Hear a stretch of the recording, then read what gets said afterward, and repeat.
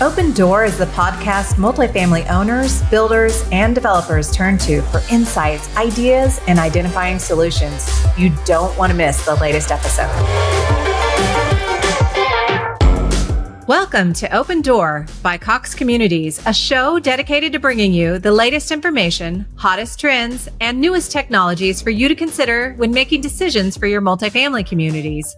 Hi, I'm your host, Valerie Sargent, and today we're discussing the limitations of first-generation IoT technology and exploring the significant advancements that have been made. So I'm thrilled to say that I have two incredible guests with me. First, we have Ned Murphy, the President and Chief Operating Officer of Ambient Property Technologies. With extensive experience in the multifamily industry, Ned has been at the forefront of integrating innovative technologies to enhance property management and resident experiences. And joining us as well is Guillermo Rivas, the Vice President of New Business Development at Cox Communities. Guillermo brings a wealth of knowledge in developing cutting-edge solutions for multifamily communities, focusing on connectivity and technological advancements. Together, they'll share insights into the early challenges, lessons learned, and the exciting future of IoT in multifamily communities. So get ready for an engaging and informative conversation. Welcome, Ned and Guillermo. Thanks so much for joining us today. I'm happy to be here with you. Glad to be here too. Hi, Valerie. Really glad to be here as well. So, Ned, I'm hoping we can take a little journey back in time, and perhaps you could give us a brief overview of what IoT technology initially promised back in the day for multifamily communities when it was first introduced. Sure. So I think back in the day for IoT technology for multifamily is about the mid-2010s. And at the time, there was a real increase in interest for smart home technology because of companies like Nest. And around the same time, there was a real increase in adoption of IoT applications for industrial and commercial businesses. And what's interesting about multifamily is it's a combination of those two things, right? Every property is a business. At the same time, every property is providing homes for residents that live there. So the promise of IoT from the beginning was to provide the same convenience and comfort to residents of a home as you would see in a single family home, while also getting the efficiency and the safety to a business that you would experience from industrial and commercial IoT. So, Guillermo, what were some of the shortcomings of that first generation of IoT technology in multifamily communities? I think one of the most significant ones was assumptions made on connectivity. From a connectivity standpoint, I think that first generation over-relied on cellular connectivity. I think owners and solutions providers quickly found out that cellular connectivity throughout an entire campus is very difficult to ensure. So it's very difficult to ensure that 100% of the devices would be connected and sending signals back to the cloud. How so? I'm just wondering a little bit more, like, why is it difficult to ensure?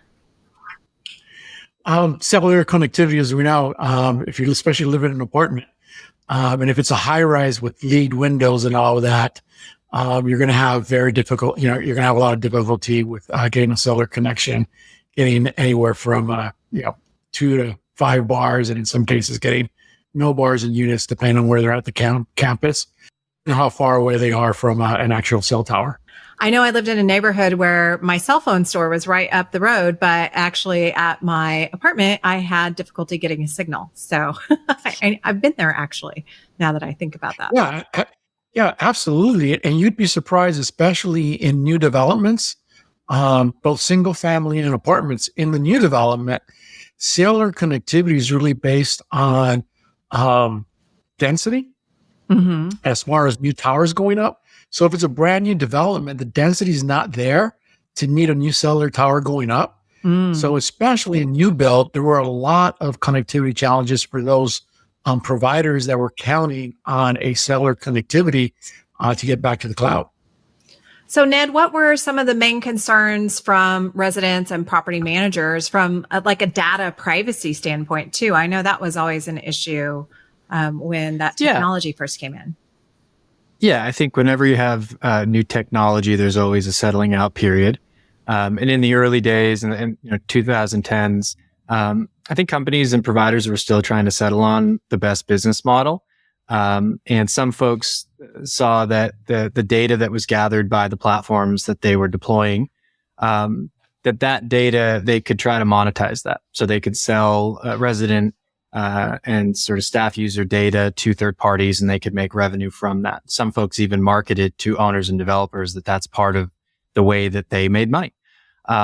What we always knew over the years is that taking that approach was going to pretty quickly undermine the trust of the end users. And if you undermine the trust of the end user and the customer, you're not going to have a very successful business. So I think the way that that's evolved over time is that there has been a sort of shift, I think, in the industry, maybe not completely, but certainly where the data that is being generated by the platforms is really there in order to deliver the end service to the user and to improve that service to the user. But there is no sharing of that data. That data is not being sold so that it stays private and users can go ahead and enjoy the use of the technology without having to worry about their privacy being violated. That makes sense. Guillermo, why was device integration such a significant challenge with that first generation of IoT devices? I think it was lack of understanding from both owners and probably providers. There seemed to have been a haphazard approach to device integration and what devices could be integrated.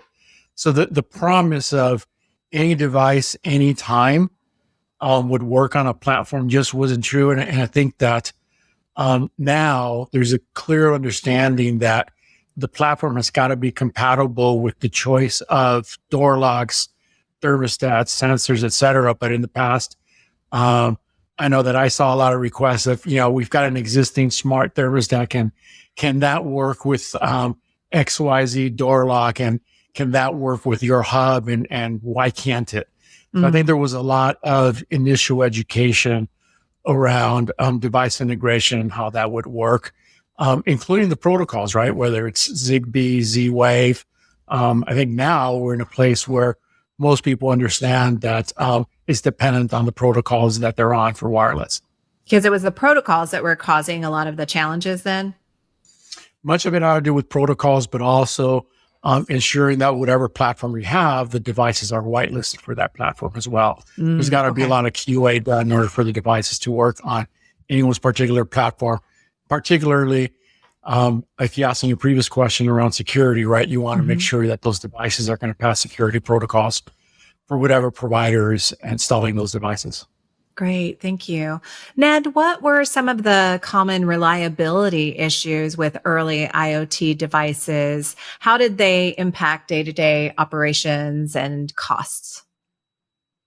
Yeah. So I think that it's worth noting that the sort of technological problems that were being solved and that the early providers were sort of building technology solutions for were extensive, and it's really challenging. It's a really difficult technology stack to build. And so I think that a combination of there were new solutions and new technologies that were being leveraged that just hadn't been fully developed and they were still maturing. That coming together with just this was a new industry and this is the first time that these things are putting out into the wild and really being tested. So the two big challenges, and Guillermo touched on them a little bit, but I think the two big challenges really had to do with connectivity. And when I say connectivity, I really mean from cloud services that are running in a provider's cloud, connecting down to a hub or a bridge that is sitting in a unit, and then the wireless connection between that hub or bridge and the end devices that would be in that unit. So there are two distinct problems. And I think, so Guillermo talked a little bit about one of those challenges that a lot of the approaches that were taken from a connectivity standpoint, they were leveraging legacy connectivity solutions and network topologies that were used for single family homes.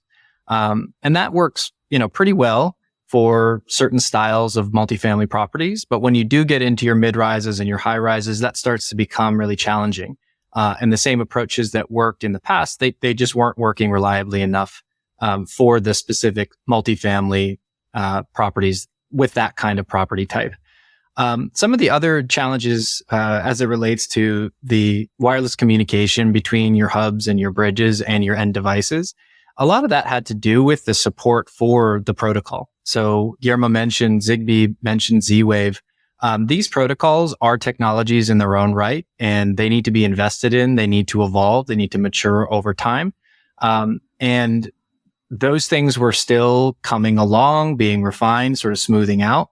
So what you would end up seeing is in deployments in the early days, the ability to, for instance, automate commands happening to a vacant unit.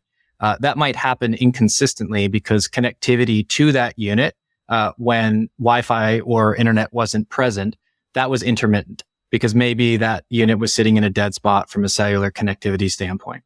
The other thing that you might see is that command success rates. So a user is looking at their phone, they tap to change the setting of their thermostat or lock or unlock a door.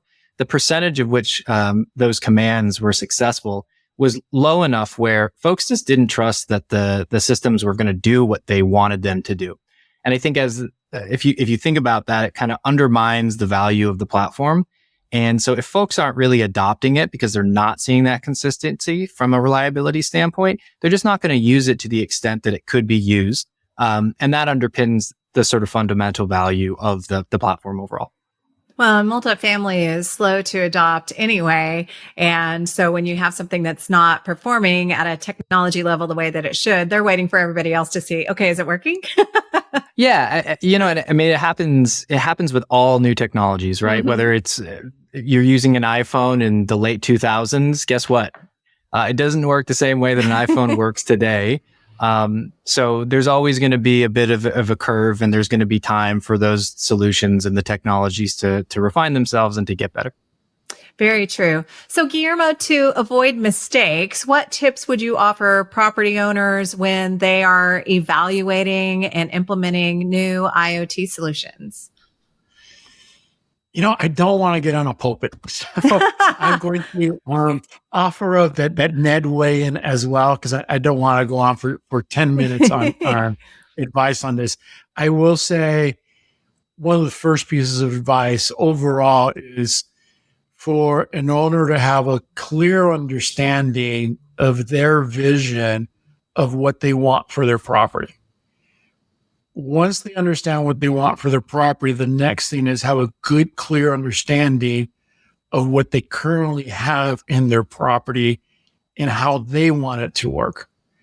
And after that, it's communicate. Because if the vision is, I want something that is going to work on a resident's cell phone from the moment I walk in, or from the curb, or from the gate in their car, all the way through to their apartment, is really, they need to look at from a spatial standpoint, how that looks and how that's going to work and what are the integrations required. So you're no longer just looking at a door lock and a thermostat inside of a unit. You're really going to need to clearly understand and communicate to the provider, I want this to work this way. I want it to be as seamless as possible. How's that going to look? How do we get there? And have an understanding of today, I may have, I'm not going to name brands, but I have X brand at the gate. I have X brand that is at the main entrance. I've got X door locks today. I have privacy locks. I have a property that 50% of the thermostats have a hot wire, and 50% of them do not have power to the thermostat, and they're battery operated. So how is that all that going to work? And really have a partner that can work through all of that and provide the answers. And sometimes the answers is it can't be done. Although someone may not want to hear that, sometimes that's the right answer. And it's, how far down the road can we get with what we have? Or what does the roadmap look like to getting there for an owner? So I really think, in summary, it's really taking a look at what's the vision for the property, what's there today, and what are the steps and what do they want to see on how they get to an end state. Well, because that vision allows you to kind of reverse engineer what you want to have happen. Ned, it looks like Guillermo invited you to weigh in on that. Are there any things that you would recommend for people to avoid mistakes when they're evaluating and implementing new IoT technology? I think that Guillermo hit the main points. I think making sure that there's a sort of clarity in terms of what the goal is. So I'd say the three big categories that folks who end up deploying and being successful with IoT in multifamily, the big problems that they're trying to solve or the benefits that they're trying to get: curb to couch access control, transitioning that from physical credentials to digital credentials. That's one. Starting to automate some of the key property management workflows that have to do with the unit life cycle, starting from leasing it up when it's vacant, moving folks in, supporting them while they're living in that unit, and then how you turn the unit over and prepare it for the next occupant to move in. And then finally, how are you meeting the demand that residents have in the modern day to have certain technological benefits in their day-to-day life? Those to me are the three big categories. So evaluating whether those are important to the sort of plan for the property and the way that property is going to perform from a financial standpoint. And then to Guillermo's other point, just being really clear about what are the physical sort of characteristics and traits of the property that you're thinking about for IoT. You have more control, obviously, in a new construction environment, but the big opportunity for IoT and multifamily is with existing properties. There's 50 million market rate professionally managed properties out there, and IoT can be deployed in the majority of them. You just need to be really sort of looking for what are the little sort of quirks and characteristics of the property that we have to be mindful of when designing a solution, and then proceeding in a way where you're going to be sort of balancing the objectives that you have from a business standpoint with the limitations or some of the constraints that might be there from a physical property standpoint. Yeah, all very good considerations. Ned, I'm going to stay with you. Oh, Guillermo, do you want to add something to that? Yeah, and I knew Ned was going to have a much better answer than me. His three categories, I think, were spot on. I would just add one more, which is connectivity. How is the connectivity going to work to get out to the cloud? I think that's also a major pillar in the three. So I actually think there's 4 pillars from when we're looking at Cox. Yeah, I like that. Ned, as we kind of have talked about this, let's talk more about the progress. What have been some of the most significant advancements that have been made in IoT technology since those first generation devices that we were talking about? What have you seen that's been really good in the world of IoT? Yeah, for sure. So I mean, the technology has moved forward as it always does. And I think that there's been a significant number of advancements across a number of different fronts. Just a couple of them that come to mind: the quality of the end devices and sensors. So each sort of new generation of devices and sensors that you're going to be deploying into a property, they're improving all the time. So the chipsets are getting better. The way that they're optimizing for things like battery life, that's always advancing. So that's gotten a lot better since the mid 2010s. The way that a lock performs that you deployed in 2016 compared to what you should expect from it in 2024 are very different. The second would be just that folks have been spending time solving those challenges around connectivity. So we actually came up with a really creative solution to solve connectivity in the mid-rise and high-rise buildings by looking at the traditional network topologies that were used by providers to deploy that connectivity. And we established the industry's first mesh connectivity. So that mesh really enables you to avoid dead spots, to be able to provide 99% uptime, and to do it in a way that's cost effective. So the thing, of course, that we have to keep in mind here is that technology that can work, but that is going to be too expensive for it to make business sense to deploy, it's not going to see much light, right? There's not going to be too much adoption for it. So the mesh solution that we've sort of really invented, it does the two things that you need from a solution when you're talking about needing to have somebody make a big investment in it. One, it has to be exceptionally reliable, but two, it needs to be approachable from a cost standpoint. If it's cost prohibitive, then you're not going to go anywhere with it. I think the third thing is that just the ability for those wireless protocols to be used by product makers has gotten a lot better. So a practical example of this is that the owner of Z-Wave, Silicon Labs, just a couple of years ago, finally put out a SDK that they support for product makers that addresses some of the challenges that product makers are running into in the early days of the industry when it just came to issues like known issues with the fundamental Z-Wave protocol. So you start to combine those things together, and the net effect that it has is just that end user experience is much more reliable. It's much smoother. Things happen faster. And then you start to see that adoption tick up, and you get more value from the investment from an owner and developer standpoint. So would those be some of the certain like new efficiencies or capabilities that the property managers have also gained? Like what are some of those with the improved IoT solutions have they been able to take advantage of on site? Yeah. So I think there's, I'd sort of put it into two categories. I would say that, we talked about the promises and sometimes where platforms were falling short in the past. I think with the advancements in technology, the ability to recognize the fundamental promise of IoT and multifamily became a reality. So that's something where there's more value around the core tenants now than there was in the past.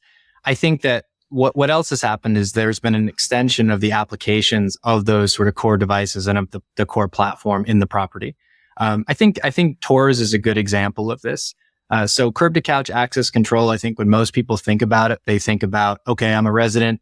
I'm, walking up to the exterior door. I've got a grocery in hand. I want to be able to get in, and then I want to be able to get into the elevator, and then I want to be able to get into the unit. And I don't want to have to be fumbling between keys and fobs and potentially have forgotten something. The way that we think about access control and why it's such a driver of adoption and interest in IoT and multifamily is there's a lot more stakeholders than just residents and staff. There's visitors, there's guests, there's prospects, and all those folks have different sets of needs when it comes to how do they gain access to the property. And then from the owner and developer standpoint, they want to allow that to happen. They want that to be convenient, but that also has to be safe. So you can't just prop the door open and, let people in.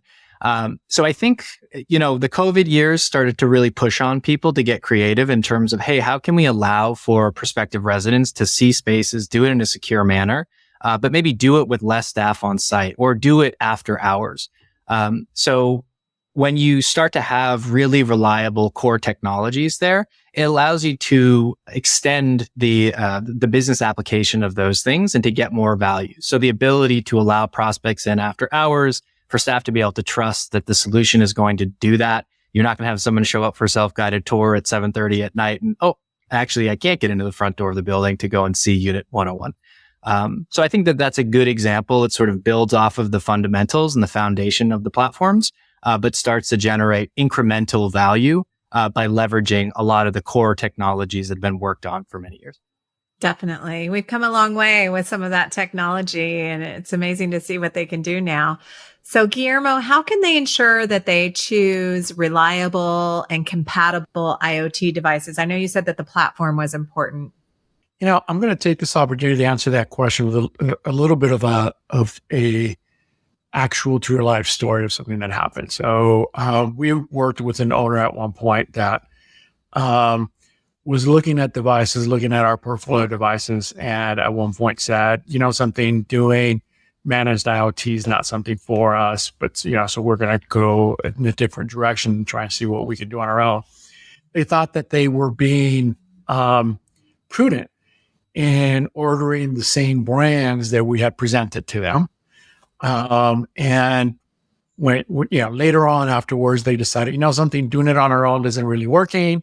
It doesn't do quite what we want it to do. It's not working for us. So we do need a managed platform. Why don't you guys come in? All you got to do is install a hub and the devices are already there. You told us that you were using XYZ lock. And that's what we got.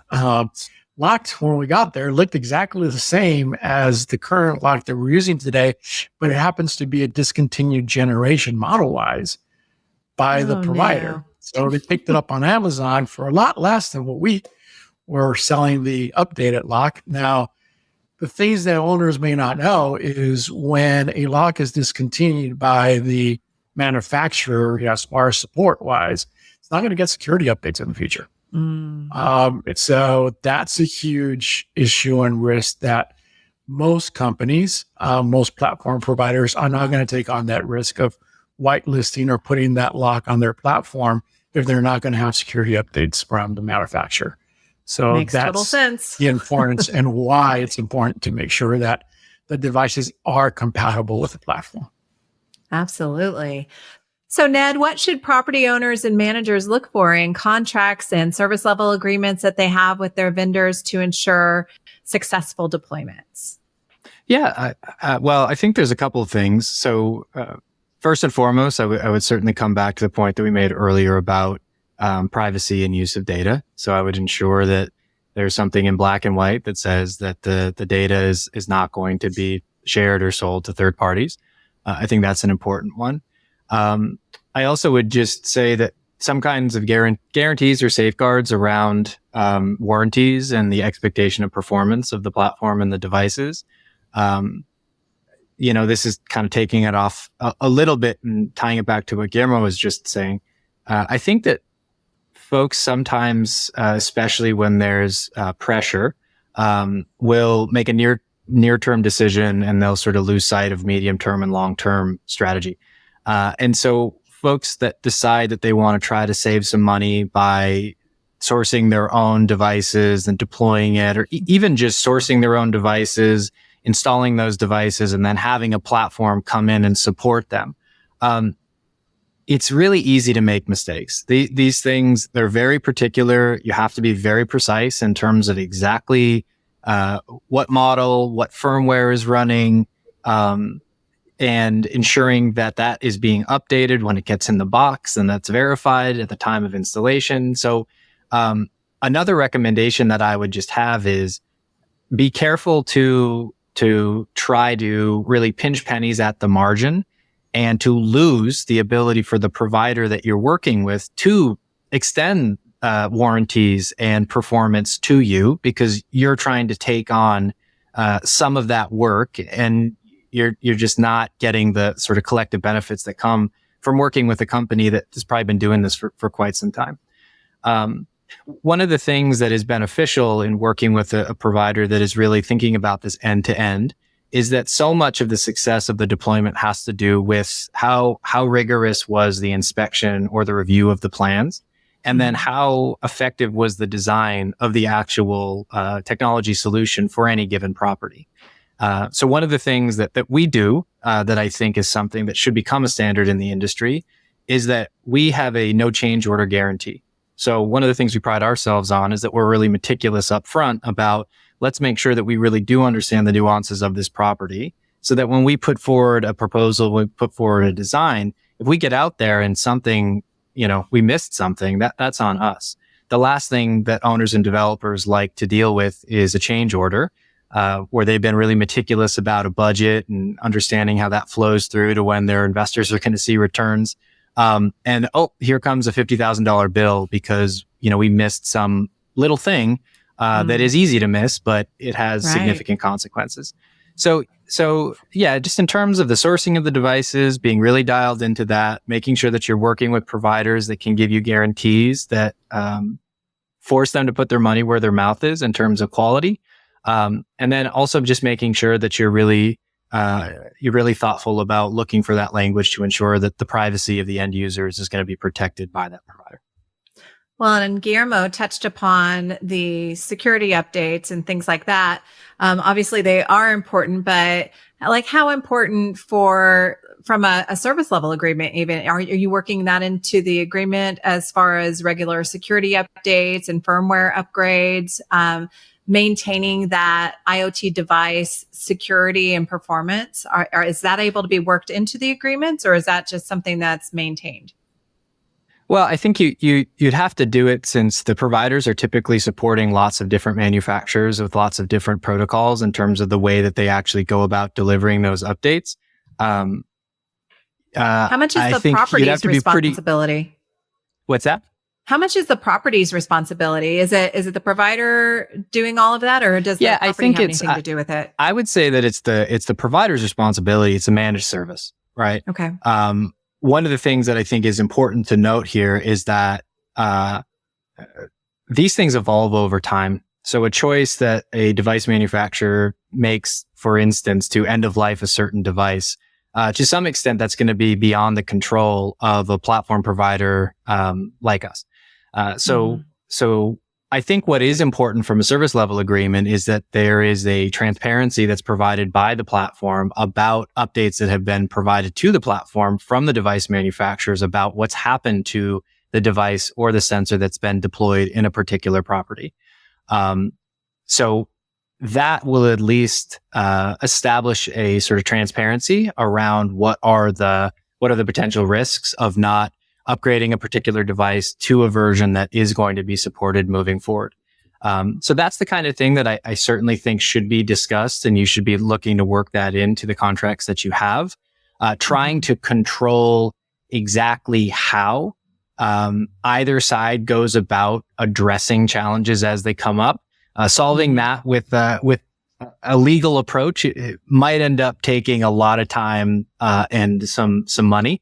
And not necessarily getting you to a spot where you're solving the root cause of the problem or really benefiting either side. So Guillermo, what best practices should management teams follow to ensure proper connectivity and usage of IoT devices within their properties? We learned early on, and we learned it the hard way actually, is we would visit properties and we would ask how things were going with IoT. And we learned very quickly as an organization that the superficial question of how are things working would always get the answer, humans are humans, and they're going to say, oh, things are working great if they like the person that's asking them, right? So what we started to find out is when we actually dug a little deeper and would actually ask the question of, hey, on your property, do you set the automatic thermostat settings in your vacant units in order to save on energy? Oh, yes, we do. Then if we followed it with the question of how exactly do you do that? Oh, we go to thermostat and we set the thermostat. It's like, did you know you could actually do it through the software, either on your phone, or you could do it in the application on your desktop? So what we learned quickly is that there's a lot of ongoing training and reinforcement that needs to happen with the property staff. Property owners don't hire property staff to be technology experts. They do not. So the provider needs to be that expert and needs to help the property staff with it. So what we do at Cox is we actually, for the first 90 days of a deployment, we send out our account management team twice a week, not to take up time with the property staff, but actually just to check in to see how things are going. We'll visit actually with usage reports and see, hey, no one of the properties set the vacant unit thermostats. Do you know how to do it? Let me show you how to do it. We also, after that period, on a monthly basis, visit the property because there's always going to be turnover. And when you have someone new, they may not know how the platform works. They may not know how to set door locks. They may not know how to reset codes for someone's moving in that's brand new or someone has moved out. So we make sure that we are visiting the property constantly to see who's new and make sure that they're using it. Because really it starts with the property team being comfortable and trusting the technology. I think Ned mentioned it early on that, it's the property, the management team needs to be comfortable that when they send out a open door lock, that the door is going to open. Is not going to be, some hubs work, some don't, so I can't trust it to do it. They have to be able to trust the technology and that it works every time that they're going to want to use it. So for us, the best practice has really been around ensuring the property staff is using it, is comfortable with it, because if they are, then the residents are going to easily use it. Well, I think those repeat visits, continuing to see if there has been staff turnover, because they're not going to know if they just start at the community. They're just trying to lease the apartments. So it's good that you talk about the going back and making sure that new people know what to do as well. How can they proactively address and troubleshoot any potential connectivity issues that there may be? Because if that's happening, the residents are walking into the office and talking to the teams. What can they do? Connectivity issues in the unit are very, very rare from a standpoint of the door, the thermostat, the app working. That's usually going to be working for a resident. One of the things that's a best practice is to always ensure that there's a fail safe and that it fails down. It's one of my favorite sayings, right? If there's no power, if their phone is going to be out and they lose phone, is there a way for them to enter that unit without having to go through the cloud? Because usually if there's a connectivity issue, what we've found a lot of the time, it has to do with cellular connectivity. They're using cellular as a backhaul. Connectivity issues beyond that may have to do with the provider and how they're connecting that hub out beyond the unit. So there's very difficult for an owner to actually troubleshoot. So really it's having a partner that's going to understand how that connectivity works. And one of the things that we like at Cox, as being a provider of both solutions, is that there's no finger pointing. So when they call us to troubleshoot, we know instantly, is it really a hub? Is it really a device that's in the unit? Or is there a connectivity issue going out from the unit to the cloud? And because of the managed system, you're able to access that information, find the data, find where the problem is. Correct. Great. I would like to address both of you with this question. What emerging IoT technologies do each of you see as having the most significant impact on multifamily communities in the near future? What's on your mind? Ned, I'll start with you. Yeah, I don't know how near the near future here is, but when it comes to IoT and any type of residential IoT, Matter is the thing that has been focused on and talked about and anticipated for many years.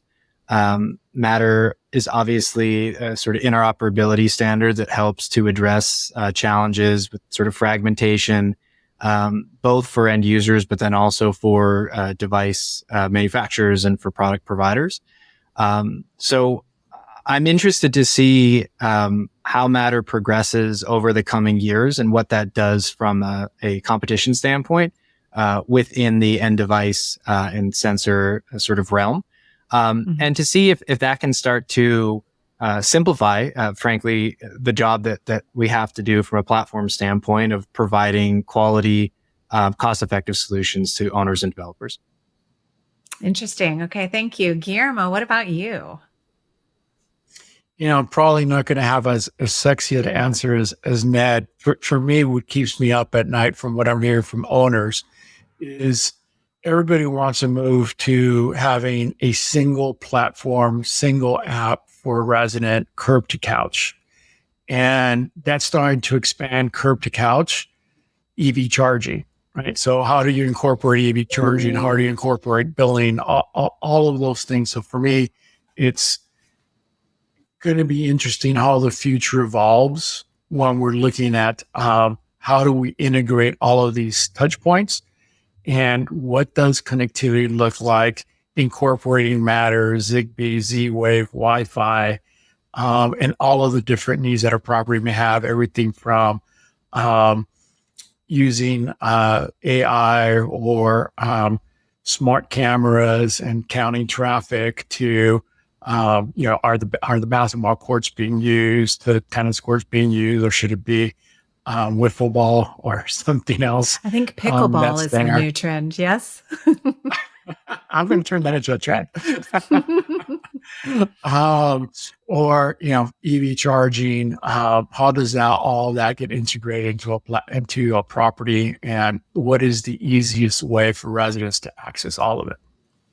So how can property managers and owners then prepare for and integrate these new technologies into their existing systems? Because some of them will already have some of these things in place. How do they integrate them? Well, the way that you would take advantage of Matter with the existing deployments that you have is that you have to be working with providers that have designed aspects of their platform specifically in terms of the hardware to be compatible with that protocol in the future.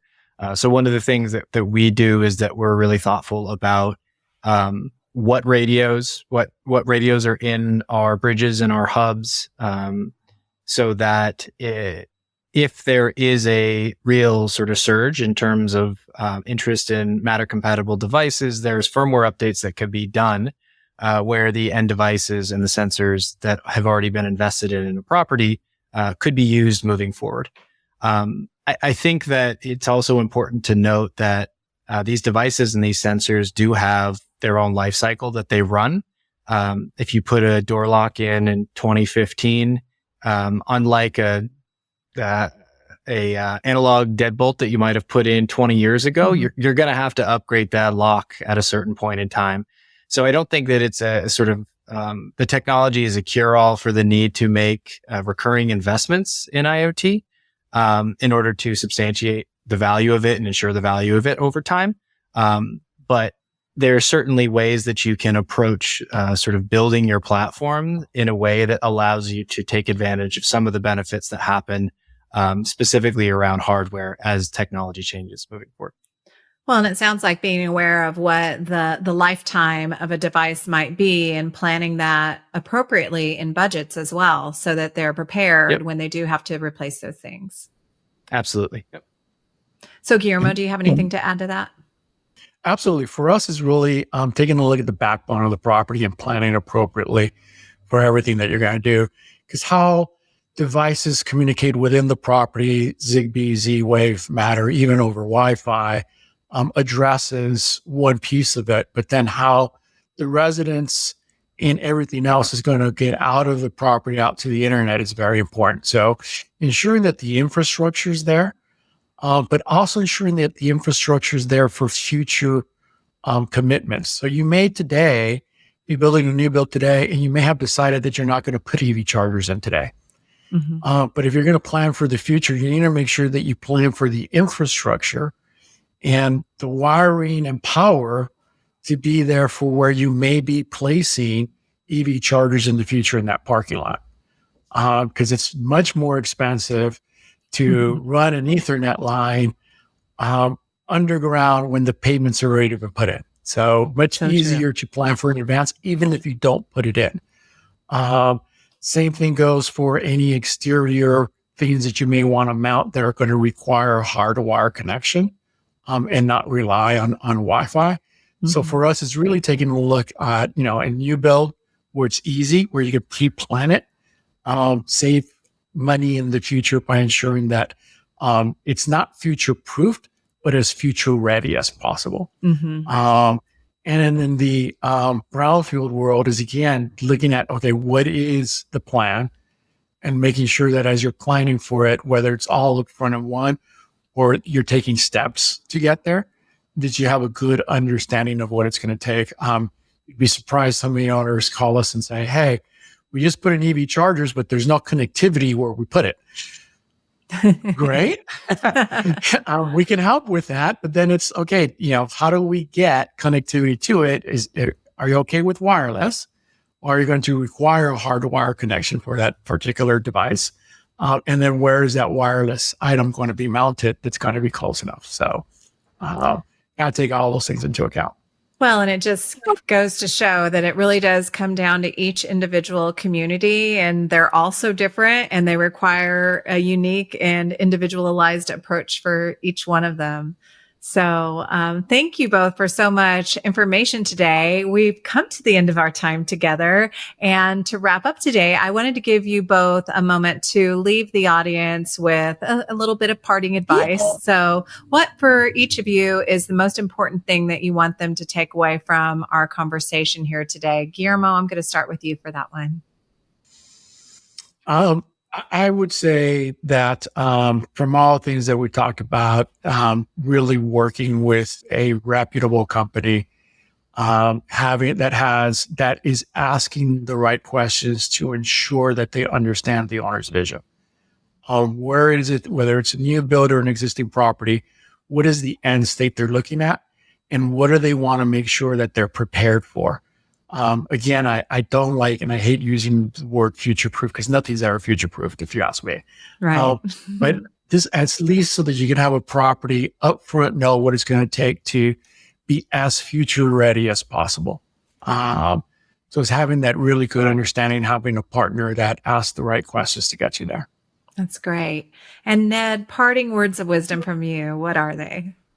Yeah, I think that making sure that owners are thinking about the benefits that IoT can bring, not just to their new builds, but also to their existing portfolios, and to be thinking clearly about what is the strategy if they do want to get into IoT, coming back to those sort of core tenets around access control, automation of property management workflows, and then how they are addressing the demand of residents in the current market.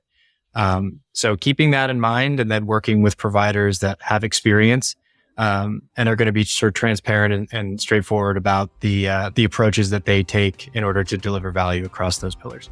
Because communication is indeed key. So thank you both for being here with me today. I had a wonderful time discussing all of this with you. Thanks again to Ned and Guillermo for being on the show today and sharing so many valuable insights. Their expertise has given us all a deeper understanding of the evolution of IoT technology in the multifamily industry and the exciting advancements on the horizon. To our listeners, we appreciate you tuning in. And if you enjoyed the show, please remember to like, follow, subscribe, rate, and leave us a review. I'm Valerie Sargent, and this has been Open Door, brought to you by Cox Communities. We're in the top 1% of business podcasts for a reason. Subscribe now so you never miss a moment.